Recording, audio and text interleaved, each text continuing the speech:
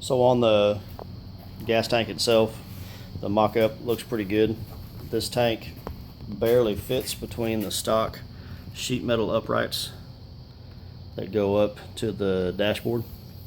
So I'm gonna have to do something there, put some spacers or washers underneath these bolts that sandwich these two panels together. And I'm gonna make a bracket that just uses these two bolts and it comes forward to touch these two bolts, which are the way that the factory tank was mounted apparently on this particular mower series. So this fuel tank is actually the same exact tank used on a Murray, on a Briggs & Stratton, and a few others, Poulon, etc. A lot of people make mowers for different brands, so this one you'll find it all over the place. It's the same part number whether it's a Briggs or not. So if you look at the way it fits, it all kind of tucks in nicely. It'll have this neck protruding out of the hood, and I'm okay with that. Just want it to fit nicely so I can put my other implements on the back of the tractor when I need to. Clearance underneath, I'll show all this again when I'm done, but basically there's a fuel outlet from the tank. It's just a standard little nipple, 1/4 inch nipple fitting, molded into the tank. It's nothing that's you have to add, it comes with it.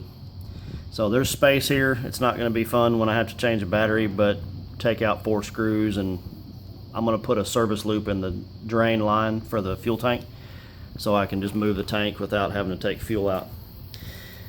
The heat is probably going to be something that I'm going to think through. I've moved the battery closer to the engine now, so I'm going to make a sheet metal bracket that comes off of here and basically comes straight up as a heat wall to just keep the tank and the battery from direct heat exposure on the engine. Just sounds like a good thing to do. The factory hood has this cooling plenum that the internal duct touches. That's this black part that has this notch out around the sides, and then that's the hole where the top of the turbine fan pulls air in on top of the motor. I've checked all that, it all clears, which is great. It clears the neck, and I'll show all that again later. So the part number on this tank, to save you a lot of time and trouble, I spent too much time trying to find a tank that works right. This is a Briggs & Stratton part number, but honestly it's a Murray part number, Briggs part number, doesn't matter what you search under. So 7601093MA. You can find it just about anywhere. It's a 2.8 gallon tank.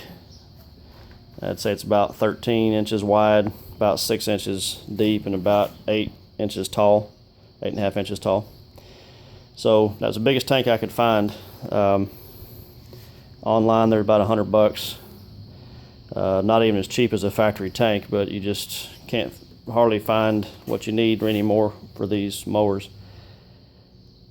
So I'll show more detail later.